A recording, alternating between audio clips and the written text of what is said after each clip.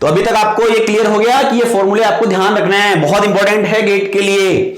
Now अब मैं आपको इन फॉर्मूला के, इन प्लस और माइनस के पीछे और इसको कैसे यूज करना है उसके बारे में समझाता हूं। तो हम कैसे कर सकते हैं, सपोज हमने कहा कि this is the a bar, a semiconductor bar is here,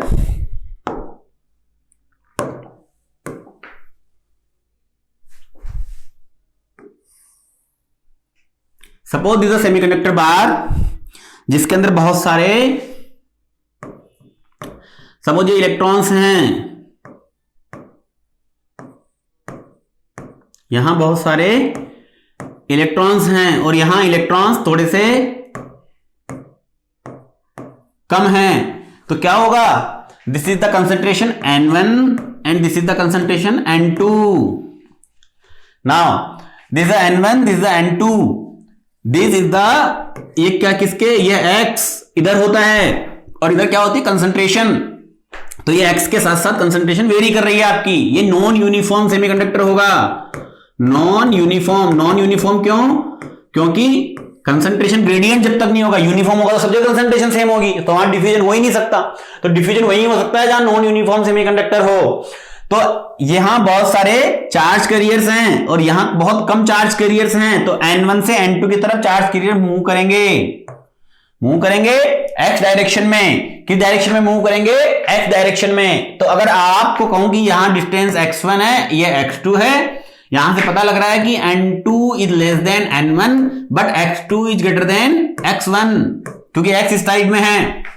now अगर यहां से dn by dx निकालें इसके लिए, dn by dx तो क्या आएगा, final concentration minus N2 minus N1 upon X2 minus X1। अब आप ध्यान से देखो, N2 माइनस N1 नेगेटिव आएगा या पॉजिटिव आएगा, N2 की वैल्यू कम है N1 से, दिस विल बी नेगेटिव। और ये वाला part this will B positive क्योंकि x डायरेक्शन में हम बढ़ रहे हैं, तो ये ज्यादा x है, ये कम x है, तो ओवरऑल साइन इज नेगेटिव। अगर ओवरऑल नेगेटिव साइन है तो नेगेटिव साइन होने का मतलब है कि dn by dx यानी ये स्लोप है, बेसिकली ये इस तरीके से आ रहा है, दिस इज द n पर सेंटीमीटर क्यूब में होता है n और दिस द x। अगर n और x के बीच में ग्राफ बनाए तो दिस इस तरह का ग्राफ आएगा N2 N1, clear, sorry this is N1 and this is N2, this is N1 and this is N2। तो N1 और N2 के, N2 को थोड़ा सा अच्छे से लिख लेते हैं अपन, this is N1, this is N2, this is X1, this is X2। तो X2 पे कंसंट्रेशन N2 है और X1 पे कंसंट्रेशन N1 है। तो यहां पे ध्यान से देखें तो this slope is negative, this slope is negative. अब आपको सपोज कहा गया है कि इसके लिए करंट डेंसिटी निकालिए, diffusion current density, Jn diffusion, क्योंकि इलेक्ट्रॉन्स हैं तो Jn डिफ्यूजन अगर मैं निकालूं तो मेरे पास फॉर्मूला क्या था, plus Q dn by dx। अब आपको इस फॉर्मूले को यूज करना है, यहां आपको प्लस से कंफ्यूज नहीं होना है, ये प्लस हमेशा रहेगा, Q हमेशा रहेगा, dn हमेशा रहेगा। dn by dx जिस भी तरीके से आए, आपके पास नेगेटिव आए तो सीधा नेगेटिव पुट कर दो, पॉजिटिव आए तो पॉजिटिव, इसको साइन को छेड़ना नहीं है आपको। तो क्यों, जैसे ही आप यहां नेगेटिव पुट करोगे इसका, तो इसका ओवरऑल आंसर क्या आएगा, जैसे ही आप इसको नेगेटिव पुट करोगे इसका ओवरऑल आंसर आएगा Jn ट्रिप का नेगेटिव में, किसमें आएगा, नेगेटिव में। और अगर वो नेगेटिव में आएगा तो यह क्या सिंबलाइज कर रहा है, क्योंकि dn by dx क्या है, नेगेटिव। जब आप प्रॉब्लम को सोल्व करोगे, इस फॉर्मूला को यूज करोगे तो ये नेगेटिव वैल्यू यहां पुट करोगे, ये negative into positive into positive into positive, overall result जो आएगा आपका किसमें आएगा, नेगेटिव में। और ओवरऑल रिजल्ट, ओवरऑल डेंसिटी जब आपकी नेगेटिव में आएगी इस dn by dx के नेगेटिव होने के कारण, ये क्या बता रही है कि रियल में इलेक्ट्रॉन इधर चल रहे हैं, इलेक्ट्रॉन किधर चल रहे हैं, इस तरफ चल रहे हैं, लेकिन मेरी करंट इधर नहीं है, मेरी करंट अपोजिट डायरेक्शन में है। ओवरऑल जो करंट होगी आपकी Jn वो अपोजिट डायरेक्शन में होने के कारण इसकी क्या आएगा, माइनस। इसलिए यहां पे हमने क्या लिया, प्लस साइन। पहले ही अगर हम गलती से यहां माइनस साइन ले लेते तो हमारा पॉजिटिव हो जाता, तो हमारा पूरा ग्राफ गड़बड़ हो जाता। तो हमें ध्यान रखना है, ये जैसा फॉर्मूला आपको दिया हुआ है हूबहू वैसा ही यूज करना है। dn by dx का आपको जो भी एग्जाम में दिया हुआ हो उसके अकॉर्डिंग आपको स्लोप यूज करना है। कोई जरूरी नहीं कि हमेशा ऐसा ही डायग्राम हो, आपको कभी कभी ऐसा भी मिल सकता है। देखो सपोज ये डायग्राम मिला और हमने यहां पे यही N1 यहां कम है और इधर N1 बहुत इलेक्ट्रॉन्स की कंसंट्रेशन बहुत ज्यादा है। सपोज हमें इस तरह का डायग्राम मिला तो यहां this is N1, this is N2, this is X1, this is X2। तो अब यहां इलेक्ट्रॉन्स किधर मूव करेंगे? N2 is greater then N1 है, यहां पे उल्टा केस है, यहां N2 is less than N1 था, यहां N2 इज ग्रेटर देन, तो electron will move this side but X is direction is this side. Now अगर इसका ग्राफ बनाओगे तो ग्राफ कैसा आएगा इसका? This graph will be like this, this graph will be like this. This is the N1 come concentration है X1 पे और X2 पे कितनी कंसंट्रेशन है? N2। ठीक है, तो दिस इज N, तो दिस इज द ग्राफ जहां एंड स्लोप क्या हो रहा है? स्लोप जो है वो इंक्रीजिंग है, पॉजिटिव है, dN बाय dP। यहां पे आप देखो N2 minus N1 upon X2 minus X1 करोगे, N2 minus N1 upon X2 minus X1 करोगे तो क्या आएगा? ये भी पॉजिटिव और ये भी पॉजिटिव, और दोनों ही पॉजिटिव होगी तो ओवरऑल dN बाय dP क्या हो जाएगा? Sorry dN by dx, dN by dx क्या हो जाएगा? dN बाय dx क्या हो जाएगा? Overall positive. तो स्लोप क्या हो गया? पॉजिटिव। तो आपको ये u का u यहां क्या पुट करना है? पॉजिटिव पुट करना है। तो जैसे ही आप पॉजिटिव पुट करोगे तो ओवरऑल रिजल्ट क्या आएगा? पॉजिटिव। इसका मतलब हमारी जो रियल करंट है, इलेक्ट्रॉन्स तो इधर चल रहे हैं लेकिन रियल करंट हमारी पॉजिटिव एक्स डायरेक्शन में चल रही है। तो ये सिंबलाइज करता है साइन। आपको इसकी टेंशन नहीं लेनी है, ये हुबहू रखना है, आपको इसकी टेंशन लेनी है, ये साइन के साथ पुट करना है। आप लिख सकते हो it should be used with sign. ये हमेशा किसके साथ यूज करना है? With sign. आपको ध्यान रखना है it should be used with sign, ये हमेशा हमें साइन के साथ ही यूज करना है। Are you clear about it? मेरे हिसाब से बिल्कुल क्लियर होगा। सेम कहानी हमारी पी टाइप के लिए भी है। पी टाइप का सेमीकंडक्टर होता तो भी हम बिल्कुल सेम इस तरीके से ही यूज करते। तो पी टाइप के लिए अगर हमें बात हो जाए तो हमें क्या करना पड़ेगा? पी के लिए भी एग्जांपल देख लेते हैं। पी के लिए एक एग्जांपल लेते हैं नेक्स्ट। आपको ये क्लियर हो गया होगा बिल्कुल मेरे हिसाब से, ये बिल्कुल ध्यान रखना है आपको। नेक्स्ट एक अपन अगर पी के लिए देखें,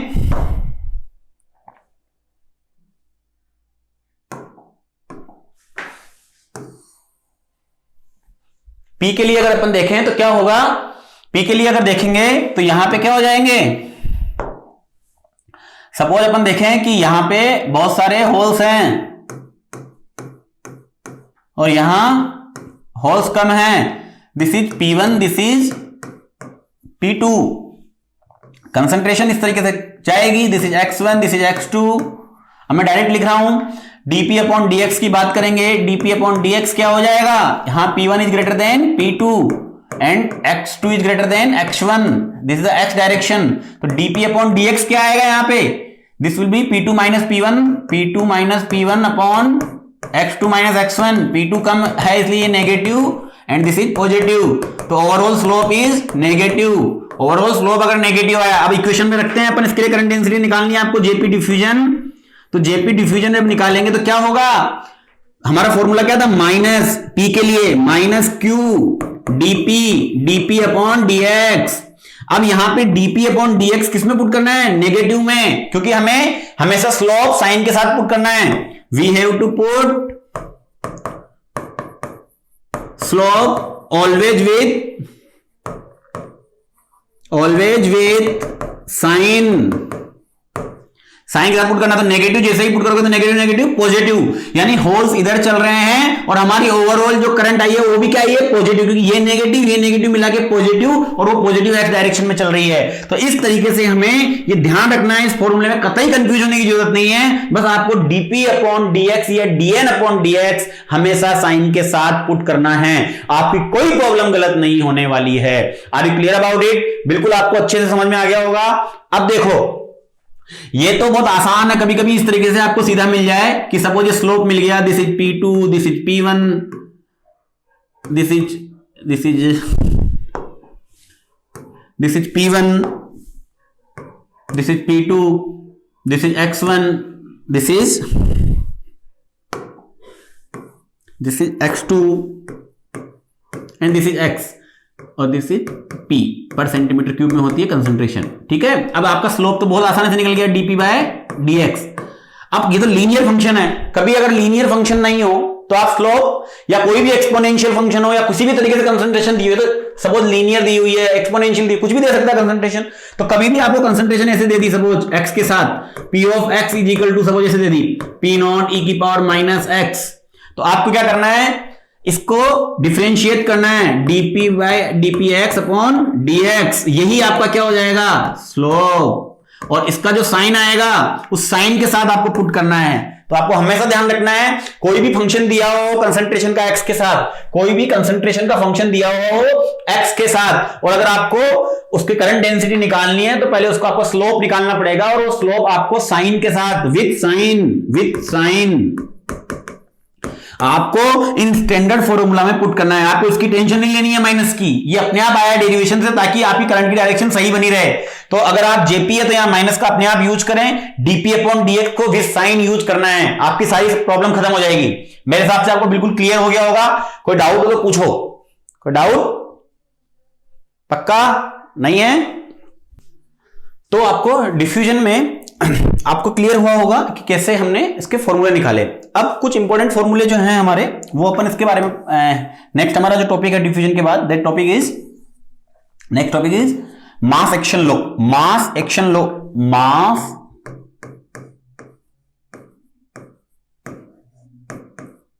action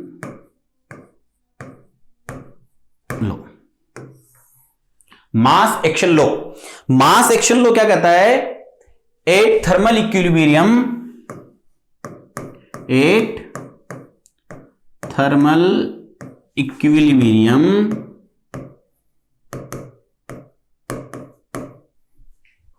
in any semiconductor, in any type of semiconductor, Np is equal to Ni square,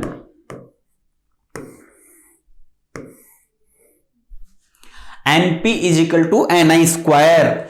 अब ये Np is equal to Ni square जो होता है, ये मास एक्शन लॉ होता है। इसमें N क्या है, N is concentration of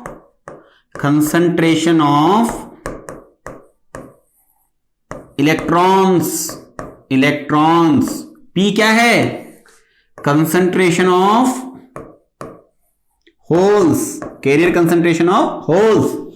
Ni क्या है, इंट्रिंसिक कंसंट्रेशन। अब सबसे पहले इसको समझते हैं, थर्मल इक्विलिब्रियम क्या चीज होती है। थर्मल इक्विलिब्रियम का मतलब होता है कि सपोज एक सेमीकंडक्टर रखा हुआ है,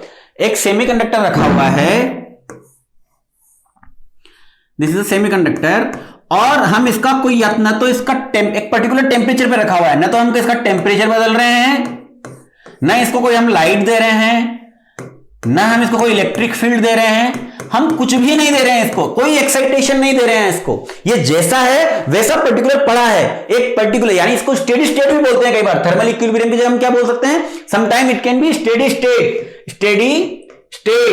तो स्टेडी स्टेट का मतलब भी वही हो गया एक तरीके से जो थर्मल इक्विलिब्रियम का मतलब है। थर्मल इक्विलिब्रियम में मतलब थर्मल इक्विलिब्रियम तो ये बोलता है कि टेम्परेचर कांस्टेंट होना चाहिए, पर इसको ब्रॉड वे में सोचें तो हम ना लाइट ना इलेक्ट्रिक फील्ड, किसी भी तरह का कोई एक्साइटेशन अगर हम उसको देंगे तो वो डिस्टर्ब हो जाएगा, और डिस्टर्ब हो जाएगा तो उस समय मास एक्शन लॉ काम नहीं करेगा। मास एक्शन लॉ तभी काम करता है जब हमारा सेमीकंडक्टर किसमें रखा हुआ हो, थर्मल इक्विलिब्रियम में। और ये कहता है कि किसी भी तरह का सेमीकंडक्टर हो, अगर वो थर्मल इक्विलिब्रियम में है तो उसमें ई ए रिलेशन हमेशा मेंटेन होगा, n नंबर ऑफ इलेक्ट्रॉन्स उसमें into product of holes is equal to intrinsic concentration of that semiconductor. अब ये इंट्रिंसिक कंसंट्रेशन क्या होती है इसके बारे में मैं समझाता हूं आपको थोड़ा सा।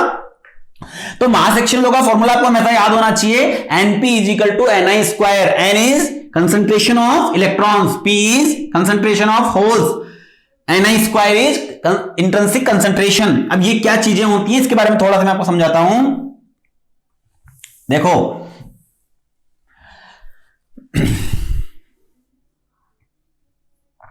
अब अगर अपन ध्यान से देखें, Np is equal to NI square, Np is equal to NI square होता है। एनआई क्या है, ये बहुत इंपॉर्टेंट पैरामीटर है, दिस इज इंट्रिंसिक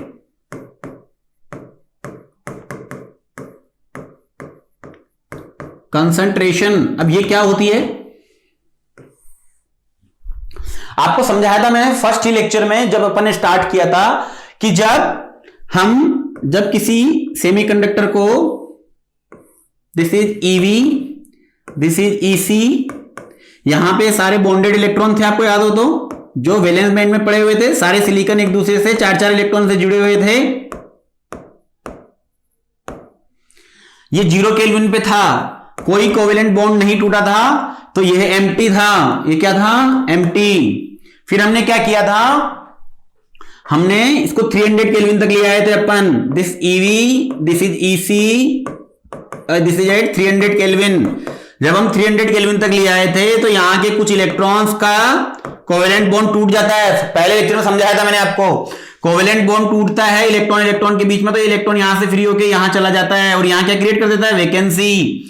ये इलेक्ट्रॉन भी यहां चला जाता है, यहां क्रिएट कर देता है वैकेंसी। ये इलेक्ट्रॉन भी यहां चला जाता है, यहां क्या क्रिएट कर देता है, वैकेंसी। यानी 300 केल्विन पे जब इंट्रिंसिक सेमीकंडक्टर में बहुत सारे चार्ज क्रिएट हो जाते हैं, बॉन्ड टूटता है। कौन टूट रहा है, covalent bond breaking, covalent bond breaking. जब कोवेलेंट बॉन्ड ब्रेक होगा तो यहां से कुछ इलेक्ट्रॉन्स क्रिएट हो गए और कुछ होल्स क्रिएट हो गए। लेकिन आप सबसे अच्छी बात देखो, ये होल है, ये इलेक्ट्रॉन है, ये होल है, ये इलेक्ट्रॉन है, ये होल है, ये इलेक्ट्रॉन है। यानी जितने नंबर ऑफ इलेक्ट्रॉन्स हैं उतने ही नंबर ऑफ होल्स हैं। तो इंट्रिंसिक सेमीकंडक्टर में जो इंट्रिंसिक कंसंट्रेशन होती है उसका मतलब यही होता है, Ni इज इंट्रिंसिक कंसंट्रेशन, और ये होती है इसमें जितने नंबर ऑफ इलेक्ट्रॉन्स होते हैं उतने ही नंबर ऑफ होल्स होते हैं for intrinsic semiconductor. Intrinsic semi, इसके बारे में डिटेल में और पढ़ेंगे अपन, हमें हल्का सा आइडिया दे रहा हूं मैं। Intrinsic semiconductor, now Ni is intrinsic concentration. इसका फॉर्मूला हम डिराइव भी करेंगे जब फर्मी लेवल पढ़ेंगे, अभी हमें सिर्फ इसका फॉर्मूला याद रखना है, that is Ni square, this is very important formula, Ni square is equal to, Ni square is equal to A naught is the material constant, T cube e की power minus E G0 upon KT। इस G को आप थोड़ा सा small में लिख लेते हैं। तो ये क्या हुआ, the formula for the intrinsic concentration. Ni क्या है, इंट्रिंसिक कंसंट्रेशन। A नॉट क्या है, material constant, material constant. T क्या है, टेम्परेचर। ये छोटी छोटी डेफिनेशंस हैं जो हम पहले पढ़ रहे हैं एडीसी स्टार्ट करने से पहले, क्योंकि इन डेफिनेशंस में, इन पर्टिकुलर डेफिनेशंस को हमें याद पता होना चाहिए। तो this is the temperature. Eg0 ये क्या है, हमने पढ़ा था सबसे पहले डेफिनेशन, एनर्जी बैंड गैप, जिसका दूसरा नाम होता है forbidden gap. Energy band gap कह लो या फॉरबिडन गैप कह लो, वो जब 0 केल्विन पे, वो किससे चेंज हो रहा था, टेम्परेचर से। आपको इक्वेशन याद होगी ना, तो उसमें टेम्परेचर का इंपैक्ट पड़ रहा था। 0 केल्विन पे एनर्जी बैंड गैप सिलिकॉन में अलग होता है और 300 केल्विन पे अलग होता है। तो जब 0 केल्विन पे जो एनर्जी बैंड गैप होगा वो यहां पे है, दिस इज 0, Eg0 का मतलब 0 केल्विन पे जो एनर्जी बैंड होगा upon Boltzmann constant to temperature. तो दिस इज द इक्वेशन। तो यहां से हमें क्या पता लग रहा है, अगर हम ध्यान से देखें, यहां से पता लग रहा है, यहां से एक चीज पता लग रही है कि Ni square is directly proportional to T की पावर 3/2, कि आपका जो Ni स्क्वायर है, sorry, Ni square is directly proportional to T cube. Ni square आपका T क्यूब के डायरेक्टली प्रोपोर्शनल होता है। क्लियर हो गया? तो आपको ध्यान रखना है। और आप ये भी कर सकते हो कि Ni is directly proportional to, अगर स्क्वायर को हटाओगे तो T की पावर 3/2। तो आपको ध्यान रखना है, this is very very important for the examination. इसको अलग अलग तरीके से कई बार पूछा जाता है। तो जब भी कभी कंडक्टिविटी के सपोज आपसे कहा जाएगी, इस फॉर्मूले का यूज हम बहुत सारी जगह कर सकते हैं। तो इंट्रिंसिक कंसंट्रेशन की जब भी बात आ जाए तो वो दो चीजों पे डिपेंड करती है, एक टेम्परेचर पे, ध्यान दो आप, ये कंसंट्रेशन एक तो किस पे डिपेंड कर रही है, बैंड गैप पे। किस पे डिपेंड कर रही है, बैंड गैप पे। इसको यहां लिखते हैं अपन, एनआई डिपेंड्स ऑन किस किस पे, पहली चीज डिपेंड कर रही है टेम्परेचर पे। टेम्परेचर बढ़ाने के साथ साथ एनआई बढ़ती है, जितना आप टेम्परेचर बढ़ाओगे, इस रिलेशन से देखो आप। दूसरा डिपेंड करती है energy band gap, energy band gap, ठीक है। तो एनर्जी बैंड गैप, तो एनर्जी बैंड गैप और टेम्परेचर दोनों पे ही एनआई डिपेंड करती है। किस रिलेशन से डिपेंड करती है, इस रिलेशन से डिपेंड करती है। तो ये हमें बिल्कुल याद होना चाहिए। कई बार ऐसा आएगा जब एनआई हमारी इंट्रिंसिक कंडक्टिविटी, इंट्रिंसिक रेजिस्टिविटी हमें निकालनी पड़ेगी, तो एनआई का इस फॉर्मूले का यूज करके हम बहुत सारी चीजें इनकलकेट कर सकते हैं। तो इंट्रिंसिक कंसंट्रेशन किस किस पे डिपेंड कर रही है, एनर्जी बैंड गैप और टेम्परेचर पे, टी पे, ठीक है। तो इस तरीके से आपको ध्यान रखना है। तो हम बात कर रहे थे, हम पढ़ रहे थे मास एक्शन लो। मास एक्शन लो क्या हो रहा था, NP is equal to NI square. N क्या है, कंसंट्रेशन ऑफ इलेक्ट्रॉन्स, पी क्या है, कंसंट्रेशन ऑफ होल्स, एनआई क्या था, इंट्रिंसिक कंसंट्रेशन। इंट्रिंसिक कंसंट्रेशन यानी जब इंट्रिंसिक सेमीकंडक्टर होता है उसमें कोवेलेंट बॉन्ड टूटते हैं, तो number of electron is equal number of holes is equal to NI. NI temperature और एनर्जी बैंड गैप पे डिपेंड करती है। जैसे जैसे आपका टेम्परेचर बढ़ेगा वैसे वैसे एनआई बढ़ेगा। Are you clear about it? Now आपको ये चीज ध्यान रखनी है, टेम्परेचर बढ़ने के साथ साथ एनआई बढ़ता है, कंसंट्रेशन बढ़ती है। अब देखिए, तो ये हमारा मास एक्शन लो था। मेरे हिसाब से मास एक्शन लो आपको बिल्कुल क्लियर हो गया होगा। कोई डाउट हो तो यू कैन आस्क मी। तो मास एक्शन लो आपको क्लियर हो गया। मास एक्शन लो फाइनली क्या कंक्लूजन निकला मास एक्शन लो का, NP is equal to NI square, NI square. किसी भी सेमीकंडक्टर में एट थर्मल इक्विलिब्रियम, कंडीशन याद रखनी है, थर्मल इक्विलिब्रियम। अब अगर अपन ध्यान से देखें, सपोज एन टाइप का सेमीकंडक्टर है, क्या होता है ये अभी थोड़ी देर में पढ़ेंगे अपन, आपको क्लियर हो जाएगा। अभी आप थोड़ा सुनिए, समझिए बस कि होता है एक तरीके से। तो जब एन टाइप, क्योंकि अभी तक आपने उसको डिटेल में पढ़ा नहीं है, और पढ़ा नहीं है तो आपको थोड़ा सा कंफ्यूजन रह सकता है। तो एन टाइप का सेमीकंडक्टर है तो उसमें बहुत सारे इलेक्ट्रॉन्स होते हैं और कुछ होल्स होते हैं। थोड़ा सा आपको आइडिया होगा। एन टाइप के सेमीकंडक्टर में मेजॉरिटी चार्ज कैरियर्स क्या होते हैं, अभी आपको समझ में नहीं आ रहा है, कोई दिक्कत नहीं, आप टेंशन मत लीजिए, अपने आप थोड़ी देर बाद आ जाएगा। तो एन टाइप का सेमीकंडक्टर है, उसमें नंबर ऑफ इलेक्ट्रॉन्स एन, यानी एन टाइप के इलेक्ट्रॉन में नंबर ऑफ इलेक्ट्रॉन्स, और एन टाइप के इलेक्ट्रॉन सेमीकंडक्टर में ही, एन टाइप के सेमीकंडक्टर में ही होल्स। तो number of electrons into number of holes is equal to NI square. तो अब ये एन टाइप का सेमीकंडक्टर है, तो यहां पे ये क्या होते हैं, electrons, majority charge carriers, majority charge carriers. मैं बात कर रहा हूं कि एन टाइप का सेमीकंडक्टर है, उसमें बहुत सारे इलेक्ट्रॉन्स होते हैं, बहुत सारे इलेक्ट्रॉन्स हैं और एक दो होल्स होते हैं, एक दो, बाकी सब तो इलेक्ट्रॉन्स होते हैं और एक दो होल्स होते हैं। तो अगर कुछ होल्स हैं बाकी सब इलेक्ट्रॉन्स हैं, तो ये जो दिस इज द एनएन यानी एन टाइप का सेमीकंडक्टर है, उसके अंदर नंबर ऑफ इलेक्ट्रॉन्स एनएन, और उसमें जो एक दो होल्स हैं, ये होल्स ये क्या है, माइनॉरिटी चार्ज कैरियर, कम संख्या में है माइनॉरिटी चार्ज कैरियर। तो किसी भी टाइप के सेमीकंडक्टर में majority charge carrier into minority charge carrier को अगर आप मल्टीप्लाई करोगे तो आपको क्या मिलेगी, इंट्रिंसिक कंसंट्रेशन का square. This is very important formula for the GATE. और अगर आप यहां से ध्यान से देखो, अगर अपन इसको थोड़ा सा स्क्यूज करते हैं, देखो यहां से अगर आप ध्यान से देखोगे तो एनपी या आ गया एन टाइप के सेमीकंडक्टर में। अगर ये पी टाइप का सेमीकंडक्टर होता तो क्या होता, पी टाइप के सेमीकंडक्टर में पीपी इंटू एनपी, यानी पी टाइप के सेमीकंडक्टर में होल्स, पी टाइप के सेमीकंडक्टर में electron is equal to NI square. तो यहां पे पी होल्स क्या होते हैं पी टाइप में, अभी आपको ये नहीं आ रहा तो कोई दिक्कत नहीं, थोड़ी देर बाद आपको समझ में आ जाएगा।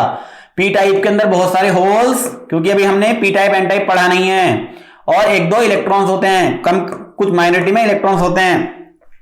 तो ये मेजॉरिटी चार्ज कैरियर्स होल्स हैं, मेजॉरिटी, और ये इलेक्ट्रॉन माइनॉरिटी, ये पी टाइप की बात कर रहा हूं, माइनॉरिटी, और ये इंट्रिंसिक कंसंट्रेशन। तो यहां से क्या पता लगा, मेजॉरिटी चार्ज कैरियर की कंसंट्रेशन को अगर माइनॉरिटी चार्ज कैरियर से मल्टीप्लाई कर दिया जाए तो हमें क्या मिलेगा, इंट्रिंसिक कंसंट्रेशन का स्क्वायर मिलेगा। यानी आपको चीज ध्यान रखनी है, मेजॉरिटी माइनॉरिटी चार्ज कैरियर, एक सबसे इंपॉर्टेंट चीज बता रहा हूं आपको कि ये minority charge carrier into majority, minority charge career निकालने के लिए, माइनॉरिटी चार्ज कैरियर्स की कंसंट्रेशन निकालने का एकमात्र फॉर्मूला है एडीसी में, माइनॉरिटी चार्ज कैरियर, ये निकालने के लिए एकमात्र फॉर्मूला क्या है, यहां पे आप ध्यान से देखो, majority into minority is equal to NI square. यहां पे भी ध्यान से देखो, majority into minority is equal to NI square. तो माइनॉरिटी चार्ज कैरियर की अगर कंसंट्रेशन आपको कभी भी निकालनी है तो यहां से माइनॉरिटी की निकालना चाहते हो तो क्या हो जाएगा, ध्यान से देखो, this is NI square upon PP या एन। यहां से अगर अपन ध्यान से देखें तो आप ध्यान से देखो, इस फॉर्मूले को थोड़ा सा रीअरेंज करें अगर अपन, तो हम क्या लिख सकते हैं, एन इज इक्वल टू आपको निकालना हो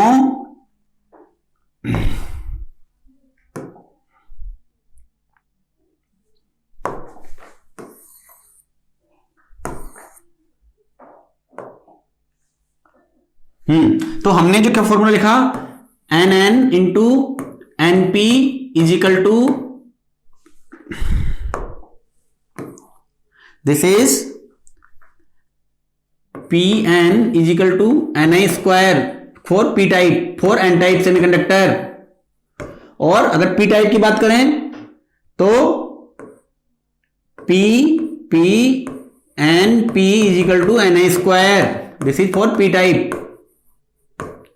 ठीक है, अब यहां से आपको क्या पता लग रहा है, सपोज ये एन टाइप सेमीकंडक्टर है, एन टाइप सेमीकंडक्टर में माइनॉरिटी चार्ज कैरियर्स क्या हैं, होल्स। एन टाइप के अंदर माइनॉरिटी चार्ज कैरियर क्या है, होल्स। तो होल्स अगर हमें निकालने हैं तो पीएन की वैल्यू किसके बराबर आ जाएगी, यहां से पीएन की वैल्यू निकाले तो N I square upon N N, और यहां से अगर अपन देखें तो N I square P type के लिए एन आई स्क्वायर अपॉन, यहां से ध्यान से देखें अगर अपन तो इस फॉर्मूले से आ जाएगा, अगर आपको एनपी निकालना है, पी टाइप के अंदर माइनॉरिटी कौन है, N, minority charge carrier, NP is equal to N I square divided by PP. ठीक है, ये क्या बता रहा है कि ये एन टाइप है, ये एन टाइप का माइनॉरिटी चार्ज कैरियर अगर आपको निकालना है, एन टाइप में माइनॉरिटी चार्ज कैरियर्स हैं, ये माइनॉरिटी चार्ज कैरियर्स। तो माइनॉरिटी चार्ज कैरियर को निकालने के लिए एकमात्र फॉर्मूला है, this are the minority charge carriers, this is also minority charge carrier for P type. तो माइनॉरिटी चार्ज कैरियर्स को निकालने के लिए एकमात्र फॉर्मूला है, मास एक्शन लॉ से हम निकाल सकते हैं। तो माइनॉरिटी चार्ज कैरियर की कंसंट्रेशन जब भी निकालनी हो, यहां से आप ध्यान से देखो क्या पता लग रहा है, majority into minority, majority into minority, this is N type and this is P type. तो majority into this is majority, this is minority, और दोनों का मल्टीप्लीकेशन से मिला के is equal to N I square. तो आपको यहां से एक चीज पता लगेगी, क्या पता लगेगी, आगे अपन चलें तो यहां से एक चीज पता लगेगी कि NP is equal to N I square अगर है तो एक, इसको आप ऐसे भी लिख सकते हो, एक मेजॉरिटी होगा तो दूसरा माइनॉरिटी होगा, majority into minority is equal to N I square. तो माइनॉरिटी चार्ज कैरियर्स क्या हो गया, minority charge carriers is equal to N I square upon majority charge carriers. तो यहां से क्या कंक्लूजन निकला, माइनॉरिटी चार्ज कैरियर्स जो होते हैं, यहां से क्या कंक्लूजन निकला, माइनॉरिटी चार्ज कैरियर्स जो होते हैं, minority charge career inversely proportional होते हैं किसके, मेजॉरिटी चार्ज कैरियर्स के। तो यहां से हम एक चीज लिख सकते हैं, minority charge carriers, minority charge career is inversely proportional to majority charge carriers, charge carrier। और आपको पता होना चाहिए जो मेजॉरिटी चार्ज कैरियर्स हैं, अभी हमने हालांकि पढ़ा नहीं है पी टाइप एन टाइप, इसलिए आपको थोड़ा सा दिक्कत हो सकती है। मेजॉरिटी चार्ज कैरियर जो होते हैं वो डोपिंग के कारण होते हैं। किसके कारण होते हैं? डोपिंग। अभी थोड़ी देर बाद आपको समझ में आ जाएगा। अभी आप एक बार एक्सेप्ट कर लो कि मेजॉरिटी चार्ज कैरियर्स किसके कारण होते हैं? डोपिंग के कारण। Majority charge carriers is directly proportional to doping. Doping जितनी ज्यादा बढ़ाओगे उतने मेजॉरिटी चार्ज कैरियर बढ़ते हैं। तो आप यहां क्या कर लो, अगर इसी को मैं इसमें पुट कर दूं मेजॉरिटी चार्ज कैरियर्स की जगह, तो क्या मिल जाएगा यहां से? Minority charge carriers, minority charge carrier is inversely proportional to doping. क्यों? क्योंकि डोपिंग से मेजॉरिटी बढ़ते हैं, मेजॉरिटी के इनवर्सली प्रोपोर्शनल माइनॉरिटी, तो हम यहां क्या लिख सकते हैं? माइनॉरिटी चार्ज कैरियर की इनवर्सली प्रोपोर्शनल होती है doping. Are you clear about it? तो आपको मास एक्शन लॉ सिर्फ याद होना चाहिए, NP is equal to NI square, और NP is equal to NI square में एन अगर मेजॉरिटी है तो ये माइनॉरिटी होगा, ये माइनॉरिटी है तो ये मेजॉरिटी होगा, यानी दोनों का कॉम्बिनेशन मिला के एनआई स्क्वायर के बराबर होगा। अगर ये मेजॉरिटी है तो ये माइनॉरिटी होगा, ये माइनॉरिटी है तो ये मेजॉरिटी होगा। अगर एन टाइप का सेमीकंडक्टर होगा तो ये मेजॉरिटी होगा, ये माइनॉरिटी होगा। पी टाइप का सेमीकंडक्टर होगा तो ये माइनॉरिटी होगा, ये मेजॉरिटी होगा, और दोनों का मल्टीप्लीकेशन एनआई स्क्वायर के बराबर आएगा। और माइनॉरिटी चार्ज कैरियर की कंसंट्रेशन को निकालने का एकमात्र तरीका यही है, इसके अलावा और कोई फॉर्मूला नहीं है। मेजॉरिटी कंसंट्रेशन, तो यहां पे आपको माइनॉरिटी चार्ज कैरियर कंसंट्रेशन निकालनी हो तो NI square upon majority charge carrier concentration से आप आसानी से निकाल सकते हो। मेरे हिसाब से आपको बिल्कुल क्लियर हो गया होगा मास एक्शन लॉ का हम कैसे यूज करते हैं और मास एक्शन लॉ कहां यूज आता है। मास एक्शन लॉ का मेन काम हमारा माइनॉरिटी चार्ज कैरियर की कंसंट्रेशन निकालने के लिए होता है। मेरे हिसाब से आपको बिल्कुल क्लियर हो गया होगा। कोई डाउट हो तो बताओ। Clear now?